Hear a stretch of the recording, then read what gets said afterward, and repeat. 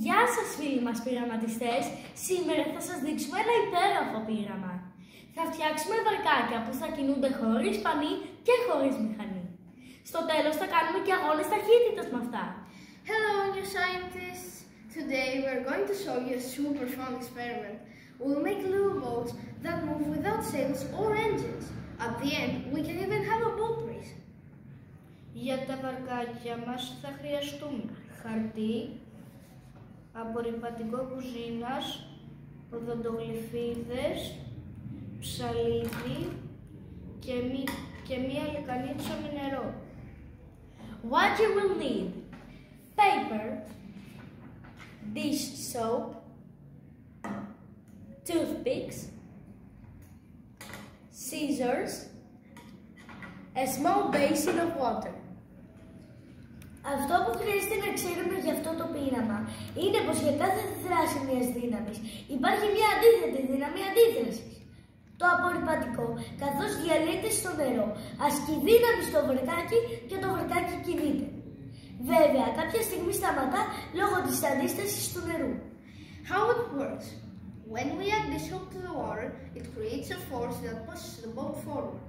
This happens because for every action, there is an equal and opposite reaction. But after a while, the boat will stop because of the water's resistance. Ζωγραφίστε βαρκάκια στο χαρτί με τον τρόπο που σας δείχνουμε.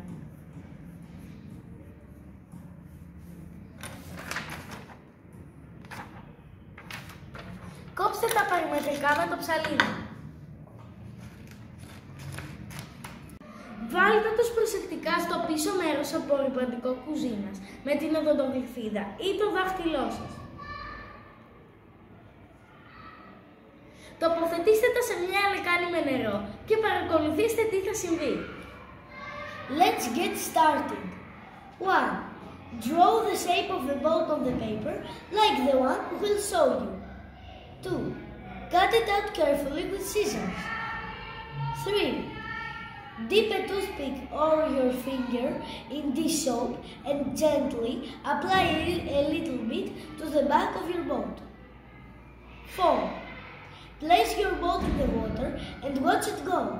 Αν το βαρκάκι σας βουλιάξει και δεν ξεκινήσει να προχωράει ή δεν ξεκινήσει να προχωράει, τότε φτιάξτε ένα άλλο και ξεκινήστε το παιχνίδι σας. If your boat sinks, don't worry, just make another one and try again. We're going to keep playing for a bit. Why don't you try too? Είμαστε έτοιμοι για αγώνες. Ναι! 1, 2, 3. 1, 2, 3. I won! Ναι, I won! Από την πειραματική μας ομάδα, γεια σας και καλή σας επιτυχία. Good luck from our experimental team. Have fun!